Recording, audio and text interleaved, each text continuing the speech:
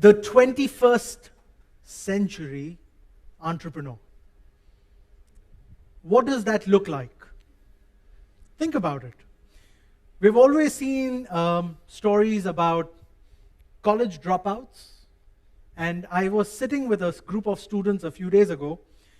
A very interesting thing they said to me. They said, Sanjay, our mission in life is to join university and to drop out. And I said, why is that? They said, we become billionaires.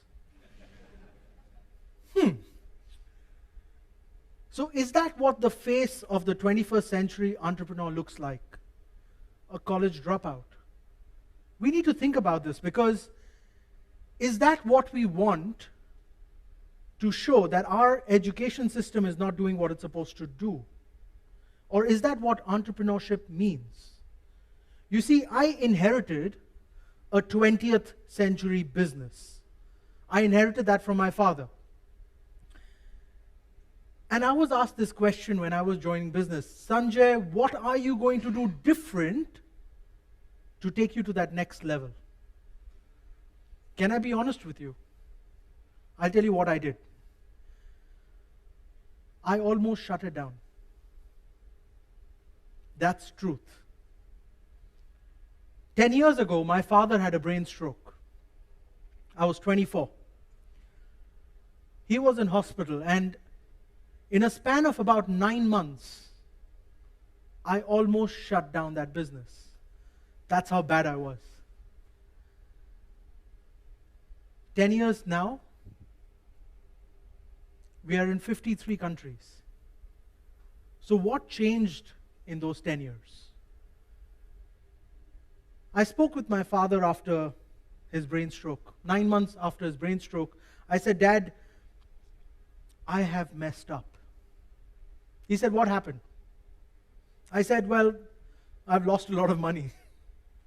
He said, how did you do that? I said, I don't know. I don't know. He said, don't worry. It's yours to lose. I said, what should I do next? He said, it's your choice. But if I had to give you one piece of advice, it would be find your purpose. Find out why you're doing what you're doing.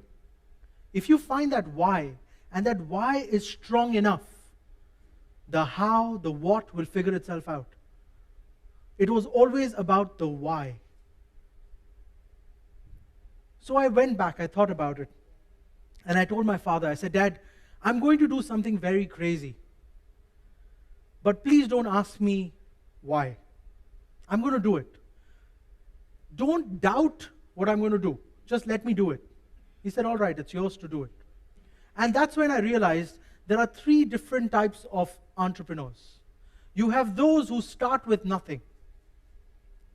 You have those who inherit something and try to create something new out of it. And there are those who try to disrupt the way things are done. So they just say, you know what, I don't like the way the system works. I want to go against the system. So who is the true type of entrepreneur? All 3 of them have different objectives. The first objective would be, I'm a nobody and I'm going to create something. So what are the things that really are needed in that kind of an entrepreneur? Purpose. The purpose to achieve something that did not exist around me. The second type of entrepreneur, a guy who inherits or a girl who inherits, should they continue that? Again, it is revisiting what was the purpose of that business. And the third one, which a lot of people talk about, is the guys who disrupt. So I need you to first of all analyze the 21st century entrepreneurship spectrum has 3 parts to it. I fell in the middle. And then I realized I want to skew towards both sides. I want to create something that did not exist, and I want to also disrupt the way my industry functions. So the 21st century is a spectrum. One of the key important factors for the 21st century entrepreneur is to identify what is their skill.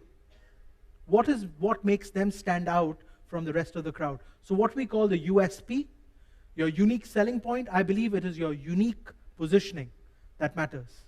Second is believing that you're not the best at it, and there are people who are better than you who could work with you on that field. So identifying the fact that you're not the best. Because if you are the best in that room, you're in the wrong room. If you're the best in that room, you're in the wrong room. You have to find that reason to grow. Third most important thing about the 21st century entrepreneur is finding the purpose of what you do. Because if you get up every morning and you're still thinking, damn, this is the wrong thing. This is the wrong thing. You don't have that motivation to get to work. I met with a gentleman. He said, Sanjay, if you are doing a job, you know what's the full form of job? Just over broke. That's what you'll stay. So don't make this a job. Make this a hobby that turns money. That's the 21st century entrepreneur. So the question again came up, should technology be the 21st century entrepreneur? Is technology what's going to change the way the world functions?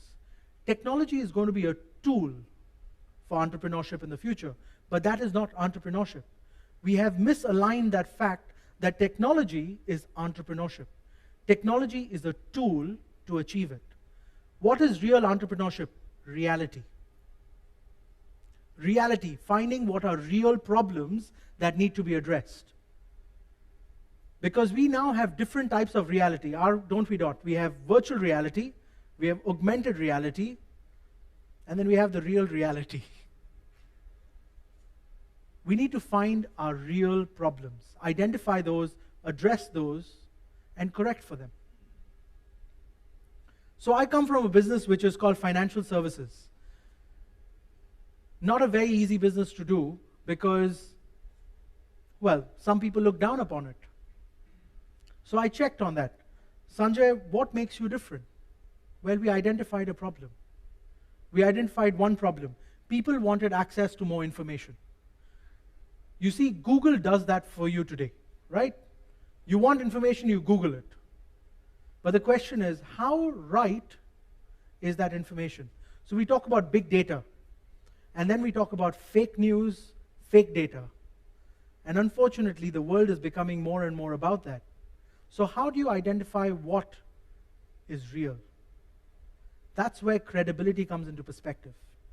So I started teaching, because that became one of the ways to test my models. I've been at university for 17 years. I've done 2 bachelors and 3 masters, and I'm currently doing my PhD. Yeah, they call me an educated idiot.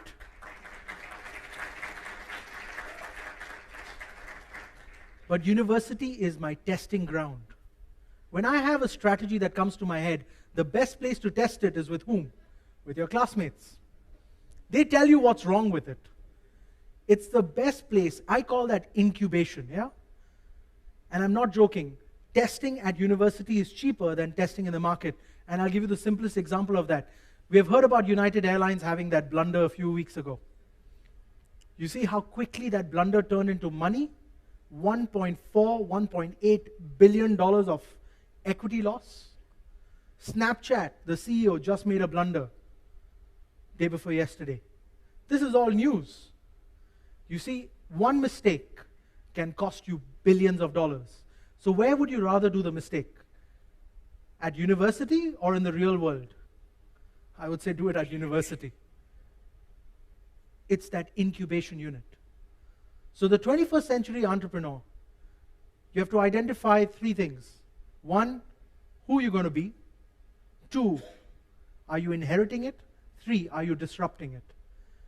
It's not necessary that you have to always be the disruptor.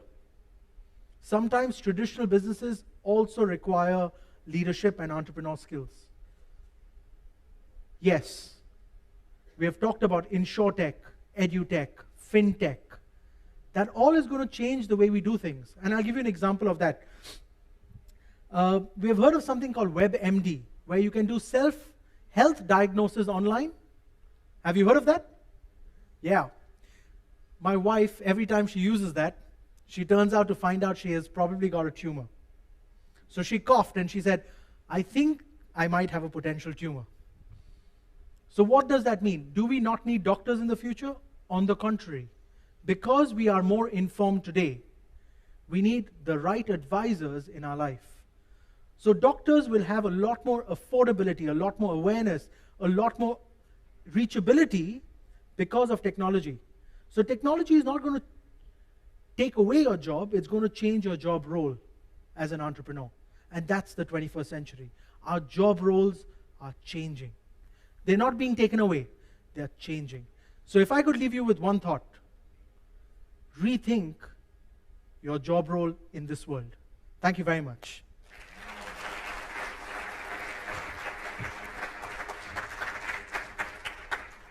Thank you, Sanjay Tolani, a world-renowned speaker. Thank you, ladies and gentlemen, for attending Dubai Talks, the Talks of Dubai.